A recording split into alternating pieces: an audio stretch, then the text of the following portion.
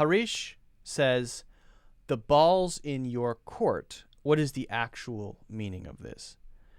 The actual meaning of this is that I'm now putting you in a situation where you need to be the one to decide what happens next. The next action is your action, right? The next thing that has to be done by you.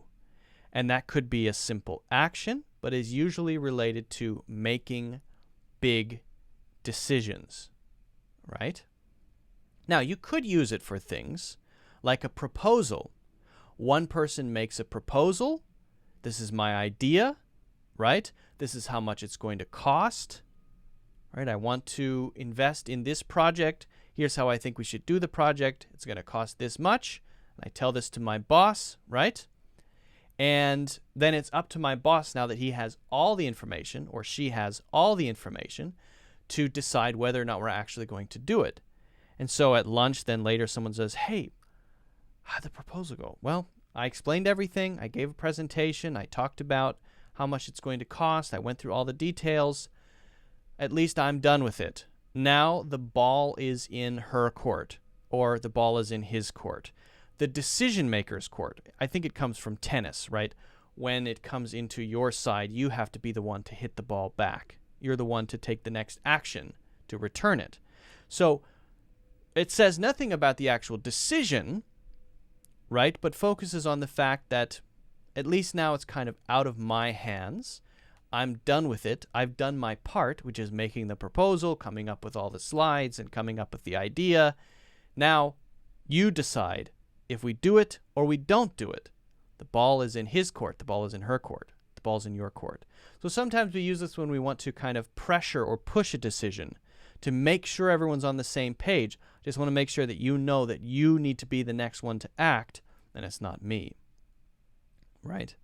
Now, would we use this for very simple things? A major proposal with a large budget, deciding whether or not we go or no go, right? That's a big one. So we can definitely use that for that kind of situation. What about, shall we eat lunch at Subway or Chipotle? I don't know, the ball's in your court. Some people might say that, maybe, but they might say it a little bit sarcastically, almost to say, this is a big decision, but it's actually not a huge decision. I mean, it's lunch, right?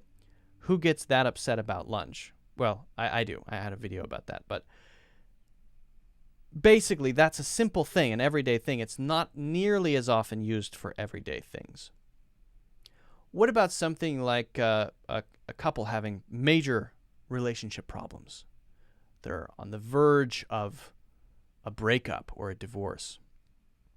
And one person says, well, I am willing to separate without a long legal process, because maybe that's what's best for our relationship long term. Well, we've got kids, right? What about the kids?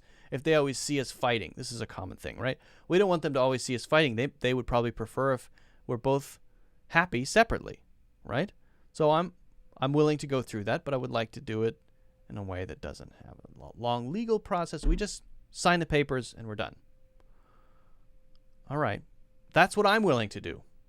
You need to decide if you feel the same way. So I say, if that's how you feel, then you get the paperwork and you sign the paperwork, and I'll sign the paperwork. I'm telling you what my intention is.